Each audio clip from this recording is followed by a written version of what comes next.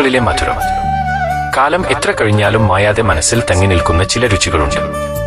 1990കളിലെ കേരളത്തിലെ കുട്ടികൾക്ക് അങ്ങനെയൊരു രുചിയായിരുന്നു നാരങ്ങാ മിഠായിയുടേത്. വെറുമൊരു മിഠായി ആയിരുന്നില്ല അത്, അന്നത്തെ സന്തോഷത്തിന്റെയും സൗഹൃദത്തിന്റെയും ഒരു അടയാളമായിരുന്നു. സ്കൂൾ വിട്ടുവരുമ്പോൾ ബസ് സ്റ്റോപ്പിലെ ആ ചെറിയ കട, അവിടെ ചില്ലുഭരണികളിൽ ചിതറിക്കിടക്കുന്ന നാരങ്ങാ മിഠായികൾ കാണുമ്പോൾ തന്നെ മനസ്സിൽ ഒരു സന്തോഷം നിറയുമായിരുന്നു. ഒരൊറ്റ രൂപയ്ക്ക് 4-5 മിഠായികൾ, അതിന്റെ പുളിപ്പും മധുരവും ചേർന്ന രുചി. ഓഹ്, അത് പറഞ്ഞറിയിക്കാൻ പറ്റാത്ത ഒരനുഭവമായിരുന്നു. ഓരോ മിഠായിയും ഞങ്ങൾ കൂട്ടുകാരുമായി പങ്കിട്ടെടുത്തു. അതിന്റെ കവർ കളയാതെ പുസ്തകത്താളുകളിൽ ഒളിപ്പിച്ചുവെച്ച ഒരു കാലം. മിഠായി നുണഞ്ഞു തീരുന്നത് വരെ മറ്റൊരു ലോകത്തായിരിക്കും ഞങ്ങൾ. അന്നത്തെ ലോകം വളരെ ലളിതമായിരുന്നു.